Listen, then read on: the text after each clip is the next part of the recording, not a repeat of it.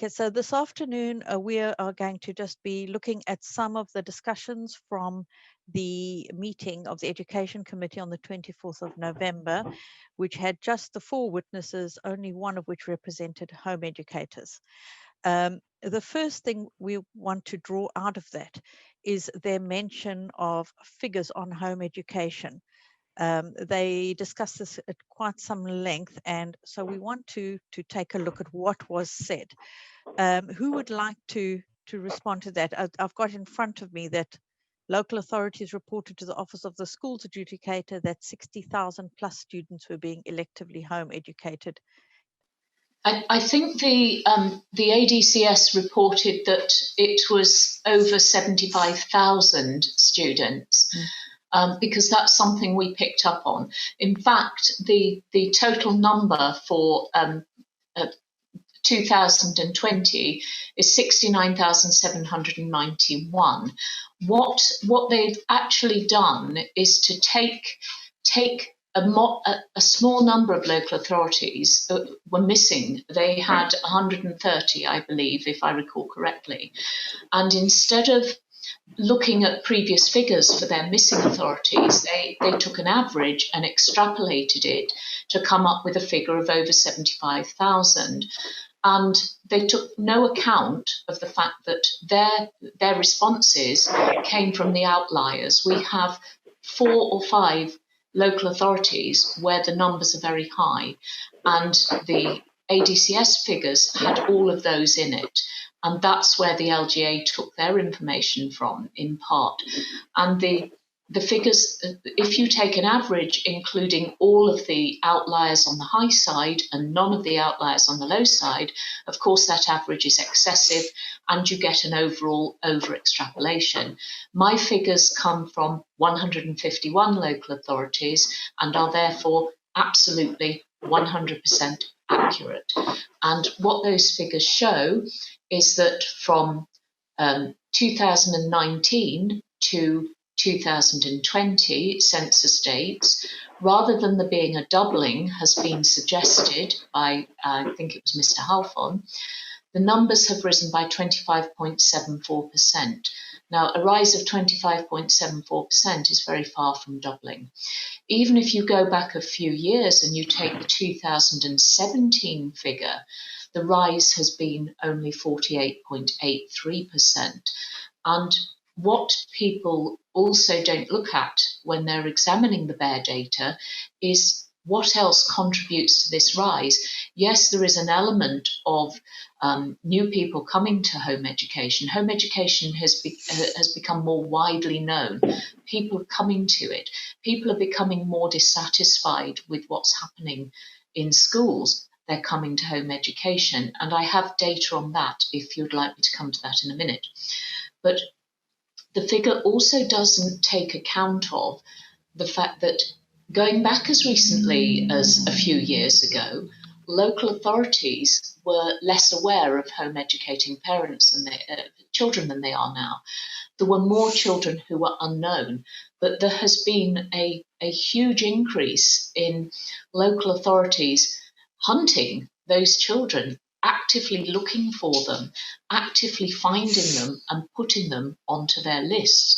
So more children are coming on who actually were already home educated and therefore not additions to the numbers, just additions to the local authorities' knowledge. And you also have a small contribution from the fact that local authorities have taken to if a child is moved from the area, rather than removing them from their list because they then go onto the list in the new area, they retain them in the list. And we have examples where parents are listed as home educating their children in up to 4 local authority areas. So some are double counted, some are treble counted, and some are even quadruple counted. Would you like me to come on to the figures of why these parents coming new to home education are saying that they're coming new to home education? I think we can briefly, yes, and then I want to bring Alison in for a few comments. Okay. The primary reason given by parents in I've looked at this on 3 separate occasions this year, and primarily it's home education provides a better education than school.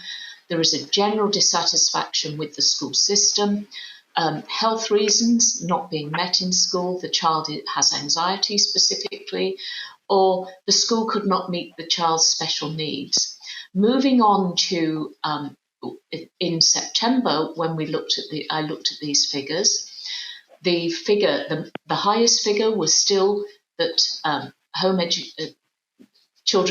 parents are dissatisfied with the school system. Home education gives a better education than school. But we then saw a large proportion of new people stating that the reasons were related to COVID-19. Now, that was not broken down. So what I've done in the most recent tranche, which is from the end of the second half of November, is to look at the breakdown of those figures for COVID-19.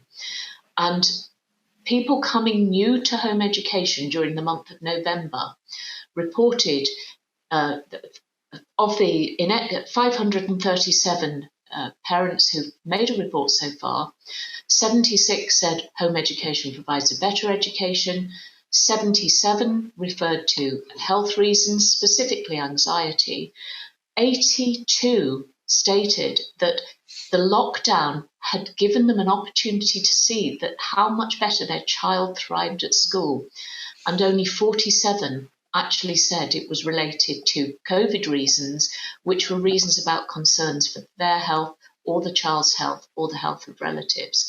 We still had a high proportion of school not being able to meet the needs of the child, and a notable increase in bullying being given as a reason.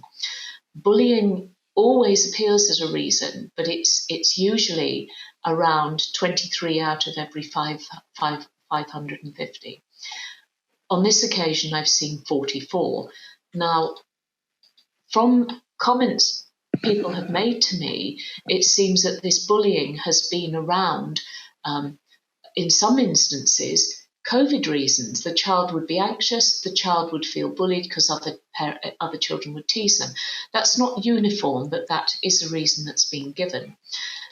Some parents indicated more information about their reasons, and those reasons themselves are interesting. We had the child's safety on some occasions. The parent had been advised to relocate by the police, and the local authority wanted the details. Those local authority details are not secure.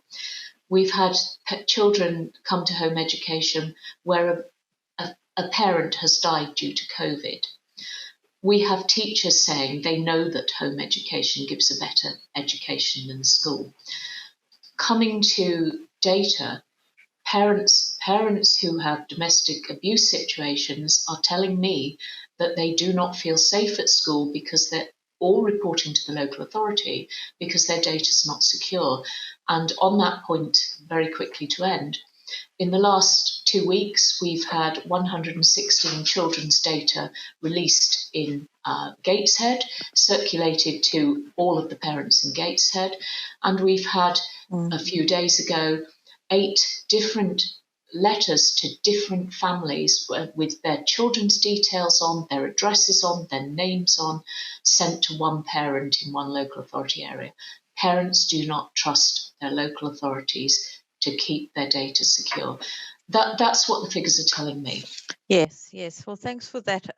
I want to move on. I'm going to go to Alison now. So, Alison, what is the point of having these numbers? Why, there's been talk of, they keep these numbers, but then we've had a lot of issues with them conflating children missing education sort of into those numbers and kind of confusing them. Now, they say basically the reason they need to know numbers is, to know where these children are. They've got a number of reasons. I don't know if you want to talk a little bit about what they're giving as their reasons for needing the figures. Sorry, they've come up with quite a few reasons. I think one of the main things is there's a sort of distrust and a fear of people who step outside of what is the accepted norm. The accepted norm being sending your children to school. We've always suffered from this in the home education community, this sort of bias against us, you know, you're the weirdos, you're the yogurt weavers, you're the hippies, you're the, you know, whatever it is. And they seem to be quite afraid of this difference. And that's a shame, really, because in England, in Britain generally, but in England specifically, we have always valued difference and diversity. And that seems to be narrowing now, and it's very, very difficult. So yeah, we're kind of like the modern day folk devils, if you will, the witches, Pendle witches of the modern day. So that's the sort of, you know, you're not doing the same as us, so therefore we're suspicious. But also they seem to have this fear that we're doing horrible things to our children, or some of us are doing horrible things to our children. And they have a belief that school is a safe place for children. It's actually not the case, but we'll get into that at another point. So they believe that by knowing where we all are, they can keep all the children safe. It doesn't work like that. If you go looking for trouble, you'll find it, and it won't necessarily be a correct positive. It can be a false positive. So and the system works as it is. But they fear this movement rising. They always fear that we're going to sort of be a huge movement. We're not a huge movement. We're a tiny minority. I don't know, if something like 1% of the school age population are home educated, possibly less. So it's all fear driven, and it's a lot to do with them being afraid. There we go. Wendy's just told me it's 0.78% of the school age population currently. There we go. So it's very much fear driven, and they do like the statistics, and they just like to you know, drive the population with it. Is there any positive to them having those figures? Is there any, you know, I can understand sort of a need for stats, you know, I can understand that, but is there any benefit to anybody in them having those statistics? The only benefit that there is if they were to actually provide any support whatsoever to home educators, really. That's it. And to model their own funding for anything they need to do with the home educating population. So for example, if they were to give home educators free access to GCSEs, they would need to know how many of that they were likely to be paying for. So that's really about it. It's about their resources and providing support to home educators, but they don't provide any support. So, well, they mislabel their intrusive actions towards us as support. Yes, and we'll be coming to that in one of our other little videos that we're going to be doing. Just as home educators, in terms of that argument of needing figures, do you think there's anything we need to be saying in response? Well, I think the pattern's interesting. So the rise has been fairly steady. It's not escalated particularly at all over the past few years. It's just been quite a steady rise over the last 5 years or so. I think it's more important to look at the reasons that people are home educating, like Wendy was saying. And one of the biggest reasons is bullying. We do not have a handle on bullying at schools. Bullying appears to be acceptable to a certain degree. A certain level of bullying is to be expected. Well, no, it isn't to be expected, and it shouldn't ever happen. Because if it happened in the way, if it would be unlawful or unacceptable in the workplace, it shouldn't be acceptable in a school just because they're kids. So that's the first thing. The other reason that's very, very interesting is the failure of schools to educate children. Now, I'm not saying all schools are bad or anything like that. I'm not saying that at all. But there is a significant number of schools who don't recognise special needs, or they don't recognise that they're not educating children. And the curriculum's become so narrow now. There's only one approach, And that means that a lot of children, it doesn't suit anymore. More children are dropping off the edge of this narrow curriculum than ever before. So I think it's useful to look at those reasons and feed them back into the system and say, do you need to change the system? Yeah. Okay, I'm going to bring to a close here just because we don't want to, we want to keep these videos quite short. So at this point, so that's as much as we're going to say about the claims of needing figures and data.